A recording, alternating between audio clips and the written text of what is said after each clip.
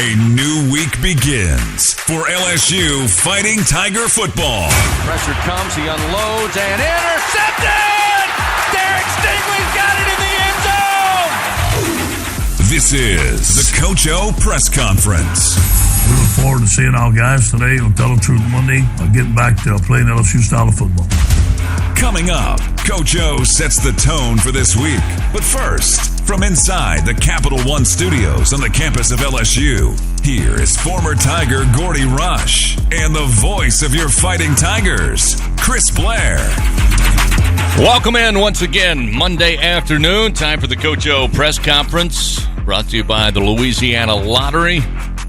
We recap a little bit of last Saturday's tough loss inside Tiger Stadium, 24-19 at the hands of Auburn, and then set our sights on the matchup this Saturday. Tough task on the road in the Bluegrass, taking on the 5-0 Kentucky Wildcats with a kickoff at 6:30 Central Time. Chris Blair welcoming you in along with Gordy Rush. And Gordy, as I said, it was a tough night for the team, tough night for the coaches, tough night for the entire staff, fans, everybody involved with the purple and gold. 24-19 loss.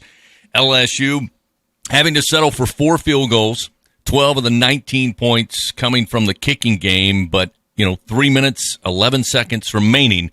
They lose the lead. Auburn able to hold on, get out of here, and break that long 10-game losing streak to the Tigers in Tiger Stadium. Yeah, let's first off give Auburn and Bo Nix credit. Bo Nix played a fantastic game, bounced back from getting benched against Georgia State, and made a lot of outstanding plays to come back and win the football game. For LSU fans, the truth is this is a game LSU should have won. Disappointing that they were not able to convert field goals into touchdowns in the red zone. And then again, in the second half, similar to last week at Mississippi State, the LSU offense sputtered, allowed Auburn to get back in the football game, except this week, LSU lost. It was interesting when we were on the broadcast Saturday night leading up to the game. We all talked about it. You and I talked about it right here last week. LSU having to prepare for the running attack for Auburn, mainly Tank Bigsby. Certainly he was held in check. Bo Nix had a tough Saturday the week previous against Georgia State. They bench him for T.J. Finley, who brings them back, wins the game. And suddenly, Bo Nix, who looked like the best rushing attack Auburn had on Saturday, and LSU got after him. LSU forced him out of the pocket. The problem was they couldn't keep him in the pocket, and a lot of missed tackles. He was able to slip out of some grabs when it looked like he was going to be brought down for 5 or 6 yards loss. He would find a play, either run it or throw it. And you know how it is. When receivers start improvising and realize their quarterback's in trouble, the route's out the window. They're just trying to find an open space. And more times than not, they were able to do so. Look, I think a lot of people forgot that Bo Nix was such a good athlete coming out of the state of Alabama, and obviously the heritage legacy, if you will, for the Auburn program. He ran a whole lot of a spread the run type of dual threat type of quarterback coming out of high school, and ran a little bit in his first year, and then he had gone through a lot of different, obviously, changes with Gus Malzahn. Enter Mike Bobo, Brian Harsin. They're trying to figure out what to do with him, and you got to give them credit. I think they looked at some of that UCLA film, some of the Mississippi State film, and looked at how both teams did a nice job of spreading LSU sideline to sideline. And what was the difference in the second half was they were able to get Bo Nix out on the edge. He was able to make some plays throwing the football, and as you said, getting outside the contain, if you will, of LSU. It was a run. He had a run throw option, and he was able to make a bunch of plays with his feet doing that. And then there was some flat, straight out designed runs. They had a quarterback trap in which they had a fullback involved with it. Look, Mike Bobo did a nice job making some adjustments to what LSU was doing against Auburn, and then brought some new things to the table that LSU had not seen this season. No question about it. Bo Nix's scouting report coming into the game last week, and it's been true his entire career. When he's able to stand clean in the pocket, he is a very good quarterback distributing the football. You want to get him under pressure, He makes mistakes. This time it just didn't happen. He was under pressure, but LSU could not bring him down. He's eventually able to make those plays. LSU, on the other hand, again, 33 yards rushing on the night. They used every running back they had at their disposal. The offensive line still struggled. You speak of taking the playbook out of UCLA. Derek Mason, for most of the night, had one down lineman, one guy with his hand in the dirt. The rest of the time, they were all lined up, coming after. They didn't even try to hide it. and was able to disrupt things, not only against the running game, but really not a lot of time for Max to – I mean, he was throwing on his back foot more times Saturday, at least from my view, than he did in the opening week of the season. And in the second half, the LSU offense, again, like you said, it became one-dimensional. And you look up, and Auburn's got one defensive lineman in a three-point stance, the nose guard. Everyone else is a standing rush position, and they're just kind of pinning their ears back. And not only that, a lot of unorthodox fronts, just like what UCLA ran at LSU. And for whatever reason, LSU is trying to check the line of scrimmage, get in the perfect play, and it took away from the tempo, and the offense simply did not get in rhythm. Too many times they blew timeouts. It was just a disappointing performance in the second half in a game that you were in control of. Well, after 5 games this season, the one thing you can take away from Saturday, without question, once again, Kayshon Boutte is a guy that you got to get the ball to. His 5th 100-plus yard receiving game. He had the touchdown that looked like LSU was about to just get off and moving and play the way they wanted to play. So Boutte, another spectacular performance. And Jack Besh, a career high, I believe, finished with 7 catches on the night. And when you get the ball in his hands, he's not going down where he catches it. I don't care if he's covered or wide open. He's going to get 5, 6, or more yards after the catch. Another sensational game for the freshman. Those are the guys you're just going to have to count on. Well, Besh is fantastic in the middle of the football field. He's a wide receiver that's playing H-back tight end. He was a fantastic edge receiver at St. Thomas More High School a year ago, and so he's moving inside. He's got great speed, and, of course, as you alluded to, very physical. And you have to cover him with a strong safety and nickel or a linebacker, and if you do so, that's advantage LSU. And you mentioned Boutte. He's one of the best in the conference, and, just kind of, I think, the one thing jumps out at you, you'd like to see them targeted a little bit more in the second half when LSU was having some struggles catching the football. But again, bright spots for the Tigers in this game. Well, again, LSU now 3-2 on the season, 1-1 in conference play. Again, the road does not get easier from here starting this Saturday as they travel to take on a very confident Kentucky team who defeated Florida on Saturday in Lexington 20-13 for the first time since 1986. Talk about a losing streak at home. Head coach was Jerry Claiborne. Their quarterback was Bill Ransdale, and they had a running back by the name of Ivy Joe Hunter. I remember Ivy Joe. And a very young Chris Blair was in the 6th grade. Look out. When Kentucky beat Florida at home. So they're feeling pretty good about themselves. Right. We're going to take a quick break. We come back. We'll tell you what we know about Kentucky, what Gordy thinks will be the big challenges. And then, of course, as always, at the bottom half of the hour, Coach Ed Ogeron will address the media, set the tone for the week, and take questions here on the Ed Ogeron press conference. So we'll take a quick break. We'll be back. And many fans I know are planning to make their trip to the Bluegrass. It's a great trip. Doesn't happen often anymore for LSU. But something tells me they're going to take some Tabasco with them, and they can bring some flavor to your game day there in Lexington with Tabasco hot sauce. Go Tigers, go Tabasco, official hot sauce of LSU Athletics. We'll be back. We'll preview the Kentucky-LSU matchup right after this on the LSU Sports Radio Network. Do you have Medicare and make less than $1,615 per month? Or do you have Medicare and Medicaid? You may be eligible for extra benefits you're not getting now, and you may be able to enroll in a Medicare Advantage plan from People's Health. Don't wait. If you enroll in a Medicare Advantage plan from People's Health today, your benefits may begin the first day of next month. Call 1-855-410-7761. That's 1-855-410-7761. People's Health, your Medicare health team. Your team is on a 3-game winning streak, and you're convinced it's because you've worn your lucky football jersey and haven't taken it off. Not for work, a wedding, or even bathing. With Cox, you can actually wear it all season long because we give you game day coverage and content 24/7. So join us and dress accordingly. Hey, Tiger fans, just say Fan Zone into your Contour voice remote and enhance your game day experience all week long. Play games, win prizes. Cox, we're LSU fans 24/7. He's got a seam. He's down the near side hash. Tiger fans, if you've ever wanted to listen to the LSU Sports Radio Network while watching your Fighting Tigers on TV, now you can, and it's easy to do. Just pause the TV. Use the LSU Sports mobile app to stream the audio on your smartphone or tablet. Connect to a smart speaker, then wait for the audio to catch up to the point your TV is paused. Push play, and you are all set. Watch the Tigers and listen with the LSU Sports Radio Network and the LSU Sports mobile app. 15, 10, 5, touchdown!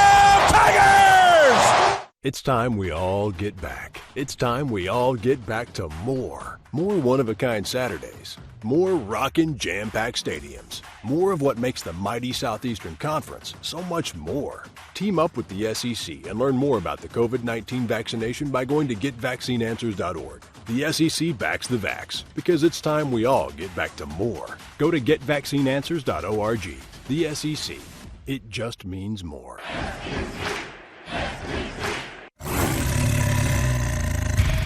Leading you up to this week's Coach O press conference. Here again are Gordy Rush and Chris Blair.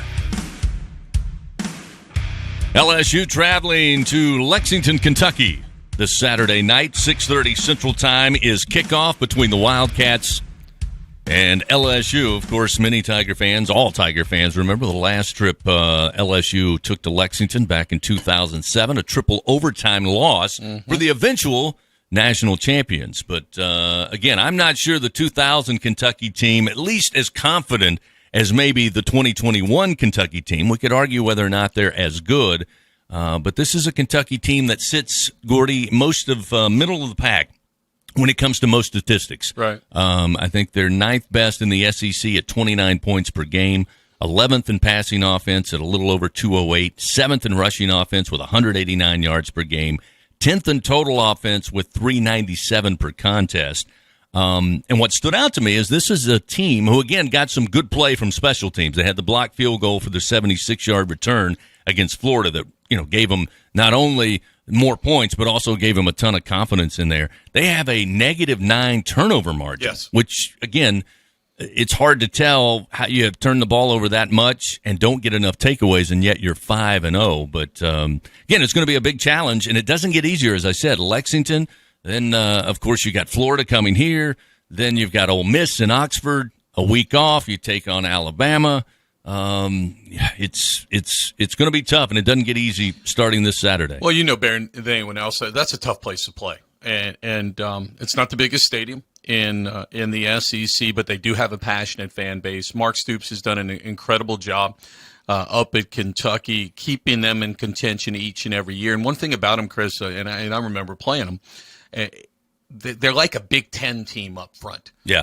They're recruiting all their linemen out of Ohio, and they've always been big and physical, and it's been that type of game. Stoops has done an excellent job of recruiting skilled people around it. And then I think offensively, they're excited that they got a Penn State quarterback and Will Levis, a transfer from Penn State, I should say, who's they're not lighting it up offensively, but they're solid. They don't beat themselves.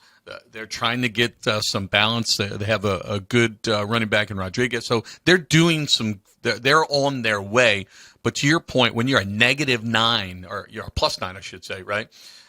9 turnovers, you're not beating yourself. You're playing smart football, and you're doing what you need to win football games. It's when you listen to Mark Stoops, and you've listened to him the last couple of years, again, he was building the offensive front. They've had their offensive line looks impressive this year. They hung their hat on defense, try to keep the score low and somehow be in the game late. And then you add a guy like Will Levis. They really haven't had a true quarterback. I mean, they've tried to convert receivers into quarterbacks, running backs into quarterbacks. Levis is a quarterback, completing 62% of his passes on the year, has 8 touchdowns, has thrown 6 interceptions. But you talk about the skill players. So you have a running back in Chris Rodriguez, one of the top rushers in the SEC this year, 621 yards, averaging 6 yards per carry with 4 rushing scores. And then Wan'Dale Robinson, believe it or not, a Kentucky wide receiver, leads the SEC with 467 yards, had a big touchdown in the game on Saturday. They use him in the running game. He's got 78 yards rushing on the season. So it's almost as if Mitch Barnhart allowed Coach Stoops to kind of slowly build this thing, and they just needed one more ingredient. And with Will Levis, again, he's not a world beater, but he's certainly a much improved signal caller from the last couple of years. And, when you have a team that has had multiple players come in and believe in their coach, I mean, that's why it's a confidence bunch. And I grew up in Kentucky, and I tell people this all the time. They love basketball. I mean, there's no question about it. It's the #1 sport, and football, frankly, is not even close. But the one thing about Kentucky fans is every 8 to 10 years when they get a decent team or a winning team, they go all in. And there were 61,000 jammed in Kroger Field. And against Florida, a big part of that game, the Gators committed 15 penalties, 8 of those false starts. Right. So it's going to be loud, and you got to be ready. You got to get the play in, and you got to be ready to snap it and go if you're LSU on Saturday. Yeah, well, there's no question. They're going to have LSU's offense is going to have their hands full. And the big problem with Kentucky, they're good up front, and they're not going to let you run the football. And LSU, well, they're struggling to run the football, 128th, I believe, rushing the football. And they've got to do a better job. You got to be able to run at some point in this league. Look, give Kentucky credit. I went out, and I don't have the sheet in front of me right now. Wynn got an assistant from Sean McVay to be the offensive coordinator, and so they've opened things up, realizing he's got to be more balanced and can't be that run heavy if he wants to compete with Florida and Georgia. And he is on his way. And you mentioned it, Levis, the transfer from Penn State, is a big step in that direction. They are third in the SEC. This stat jumped out to me this morning. Third in the SEC total defense, allowing just 284 yards per game. They're behind Georgia, who, of course, has only given up one scoring touchdown on the season, and an Arkansas team who got beat up a little bit on Saturday, but previous to that had been very stingy as well. So you're looking at least through the non-conference and first couple of conference games, a defense that's making things difficult, allowing just 17 points per game, and fifth in the league at just 104 yards rushing. And that's the other one that stands out, as you alluded to, because Coach O has said it from weeks. I believe he'll say it again coming up today. They have got to find a way to run the ball. I think the last 2 weeks, Mississippi State was able to climb back in because you couldn't control the line of scrimmage in the fourth quarter.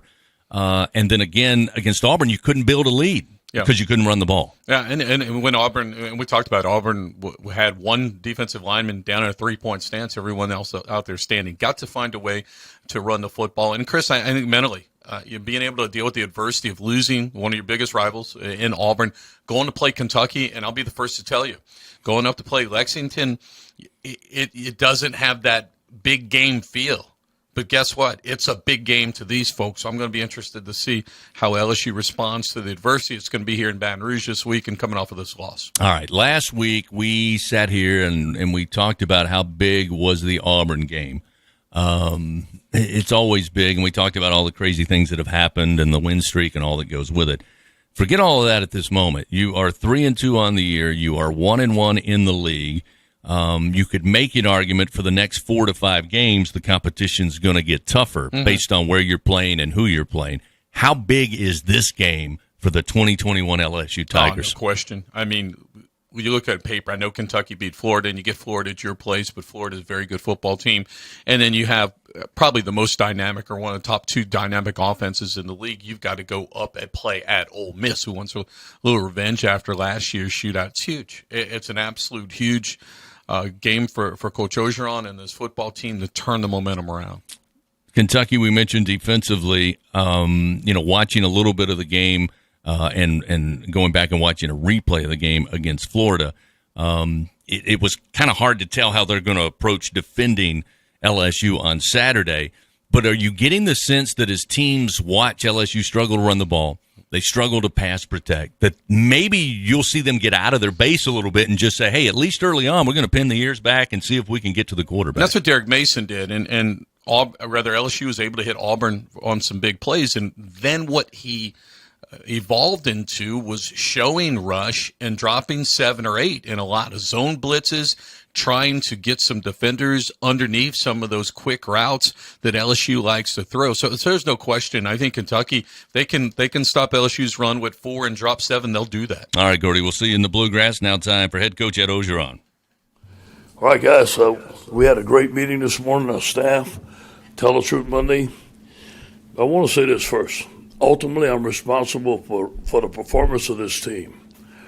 I've always been responsible, and I always will be. First and foremost, I want to get that point across today. Things that we need to fix on offense, pre-snap process. Our run game, we need to be more physical. Red zone, very disappointed. We were very disappointed in our performance in the red zone. And third down. On defense, obviously the containment of the quarterback, rush lanes, and how to tackle quarterback. Though we had some tremendous pressure on him, but give him credit, he made some tremendous plays. And also, when we're chasing the quarterback, we have to stay in coverage. We call it plaster. We need to work on that. We can't get out of coverage. Eye discipline on a man-to-man and third down. But overall, I thought we had a great meeting with our staff this morning. We have a great meeting with our team today. There's some tremendous leaders on this team. On offense, Keyshawn Butte is doing a great job of leading us. On defense, Damone Clark is playing outstanding, great leader. We're going to count on those guys this week. On to Kentucky, 5-0. Coach Stoops has done a tremendous job with his team. On offense, they're pro style, 29 points per game. They have the leading rusher. They have the leading receiver in the SEC. They have a great run game. Chris Rodriguez, an outstanding runner. Wendell Robinson is very dangerous. Levi is a very capable passer that operates very well in their offense. On defense, they're very stout with a 3-4. They play great technique. They had an outstanding game against Florida. Only 16 points allowed per game, 104 yards rushing, very stout. Got some tremendous players on that team. It's going to be a tremendous challenge for us. It'll be a great challenge to go on the road, taking on a 5-0 team. I'm looking forward to meeting our team today and have a tremendous practice. Any questions? Hey, Coach, good morning. Morning. Jay Pete's real bright guy, highly recommended. His first time being an offensive coordinator. During your preseason games and whatnot, did you guys really practice calling in plays and everything? Sure. Did you feel like you had a good grasp on that? Yeah, we practiced calling in plays. In fact, because we had two new coordinators, our team periods, mostly our team periods are scripted, but in camp we went one team period scripted, one team period not. We let them call plays. We worked on taking the field with 25 seconds left. That's called in the winning edge. So most of those things have been worked on. It's more challenging during a game with the crowd noise and the chaos. I'm sure it is. You know, Jake's trying to do a tremendous job. I believe in him. There's just a couple of things that we got to get fixed. Hey, Coach, talking to Max after the game on Saturday, he was very frustrated, obviously, as he should be. I'm just wondering, with him, the whole offense, the team, where's the trust and the faith level for Jake Peetz as a play caller? Well, you know, here's the thing. I got to take the responsibility for that. I got to talk to the team. Talk to the offense, and I'll continue to talk to them on the things that we have to get fixed. There are some things that are very fixable. You know, we just need to settle down. Mostly just call the play and let it go and not try to change the play. I think that's where we're getting into most of our problems. I think it's not that the guys are not working. It's not that they're not trying. I think they're trying a little too hard. So we need to simplify what we're doing on offense and let our players play. Is the play that's coming down from the top, is it too complicated, or is Max trying to do too much with that play with regards to the situation? No, I think this, first of all, when obviously the play clock, you know, when we do it, we need to give them enough time. And the times that we had to call timeout, there wasn't enough time. So we shouldn't have tried to change the play because of the time. And I'm going to say this again. I'm full of responsibility for that. I want to make that clear, okay? And we're going to get that fixed. Hey, Ed Daniels in New Orleans. Coach, why do you think, and this is the second time you said it, as respectfully as I can, why do you think it's necessary for you to say that you're responsible? What point I just think it's clear that you know, when things don't go wrong, obviously I get asked questions and maybe they may sound like I'm trying to point the finger or something like that. And as you know me, Ed, and everybody knows me on there, that's not me. I'm going to take full responsibility for everything that happens in this program, and that's just the way it's going to be. Thank you. Hey, Coach. This is Glenn West with LSU Country. You know, obviously there's been a lot that's been put on the ground game, and just how that's just, you know, just haven't been able to get up and going. I mean, just how much of that was the talk with you and the you know, the coordinators and the offensive team there, just to try to figure out some ways to get that going? Yeah, first of all, we need to be committed to it. And I think that we need to make a recommitment to calling the run plays that we practice. And sometimes we are, sometimes we're not. And we need to make a couple adjustments on the things that we do, and maybe some different sets, some different formations to help us be more aggressive and attack the line of scrimmage. And we're not doing that well. Hopefully we can get that done this week. Hey, Ed, it looked like there was quite a bit of rotation defensively, especially maybe in secondary. Was that something that was how you mentioned after the Mississippi State game that y'all needed to rotate more? Was that the reason that y'all were doing that? Yeah, I think some of it was, but some of the guys were getting hurt, and we lost a lot of guys. with some minor injuries. They had to get out for a couple of snaps. Some of them got back in, and some of them just have a couple of injuries that they're probably going to be out today or tomorrow, and hopefully they can play this week. Hey, Coach, 2 questions. The first, going back to the offense, we've asked you like 5,000 questions about it already, but how much simpler can you make this, and what's the first step really, what's realistically a change in the play calling? Well, first of all is call the play and run it. We have a thing that we call warp, where we go really fast, and we were doing that for a while, and we're really having success. The trouble is when we get to try to be a little too complicated, try to change the play, try to get a perfect play. We call that a look over, get a perfect play for the perfect defense, and that's when we've been getting in trouble. So we need to simplify those things, either quit doing it or do a better job of doing it. And obviously, in a game like that, where you're getting that much pressure pretty consistently, but they were getting away. Is that you look at that as more just an outlier that Nix was getting outside, or do you think that's an actual issue that you need to kind of focus on? Well, I think it's an issue. I think it's an issue of angles. With the defensive lineman, which I help coach, and so I'm responsible of heading for the upfield shoulder. And a lot of times we did not do that. A lot of times we didn't take the proper angles on him. But look, you got to give him credit, man. He played the lights out. And to have a quarterback make us miss that many tackles, I think that's the first time I've seen that as a coach, and I've been coaching for a long time. So give him credit. He played with extra effort. Hey, Coach, offensive question again, but the running game, you talk about not calling it as much. Why wasn't it called as much when you had the lead? Say it again now. Why weren't there as many run plays called while you had the lead? Yeah, I think that, in fact, I know we were working on our first down passing game. It worked very well. I think our guys were spot on in the first half. The big play to Keyshawn, all the run passes and the short passing game really helped us. They made some adjustments. They overloaded. In fact, they dropped 9 and rushed only 2. That's a situation where we must and will run the football. When they're dropping 8 and rushing only 3, we need to find a way to run the football. So, I think in certain situations we can pass the football. In certain situations we need to learn how to run the football. Hey, Coach, this is Josh Sidley with Louisiana Ground Football. It seems continuity has been an issue on the O-line all season. Coming into the game, the starting O-line has only played 9 plays together. It seemed to show up against Auburn this week. Is that something that you guys are obviously addressing? Is that something that you've seen in practice this week? Well, we started seeing it in camp. We didn't have our O-line, starting O-line. It was mixed all the time, and the continuity wasn't there. I think Coach Davis is doing a tremendous job. Listen, we lost our offensive line coach. This is not an excuse. It's a fact, okay, in the middle of the summer. And he comes in, and he's a great coach. But there's a different style. There's some different techniques. Guys are veteran players. They got to get used to that. And there's a combination of our guys not being out there all the time, and then another combination of just being committed to the run game, being very physical, and we're going to run the football, and this is what we're going to do. So all those things come into factor of why we're not running the ball very well. Again, let me say this again. That is totally my responsibility. Hey, Ed, is there anything you can do? Another offensive question. I know you got a lot of them. Is there anything you can do to bring someone into the press box, maybe to help Jake? Can Steve Inzelfinger be a help?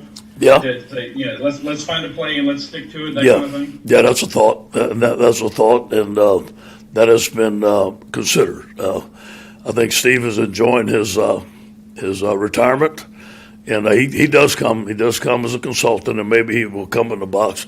Might be something I'll talk to him about. Good idea.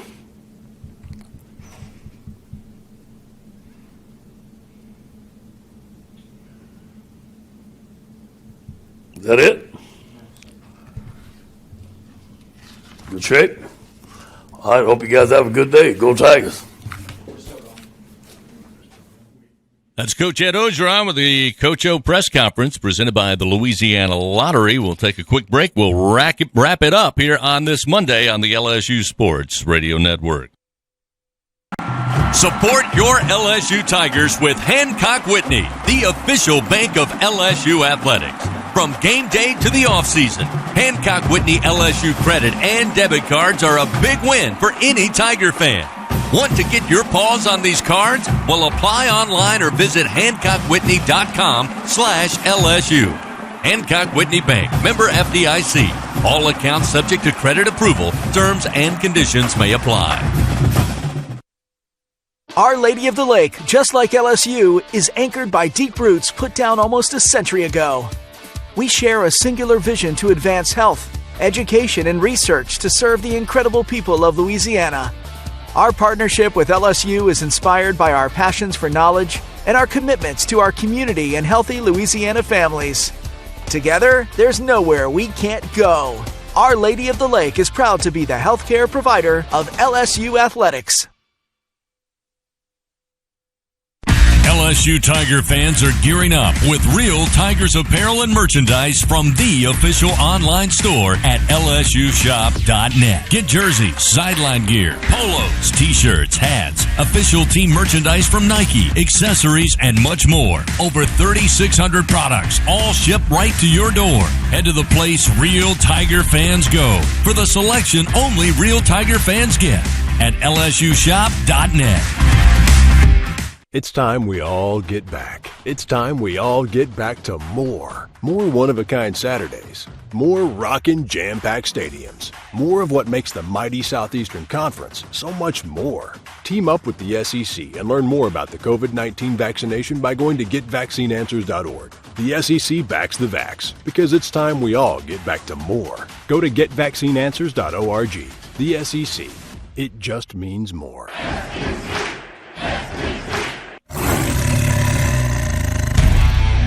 This is the Coach O Press Conference. Tigers look to pounce back. They'll have to do it on the road this Saturday against the Kentucky Wildcats. Kickoff coming 6:30 Central Time from Kroger Field.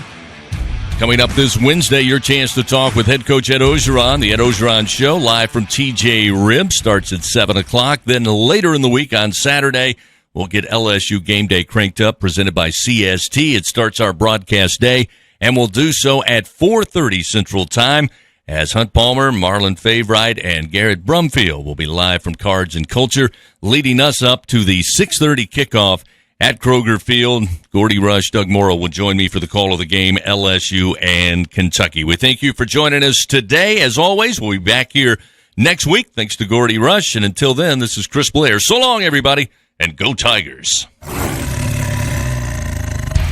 This has been the Coach O Press Conference. For the very latest, follow LSU football on Twitter, Facebook, and Instagram, or log on to lsusports.net.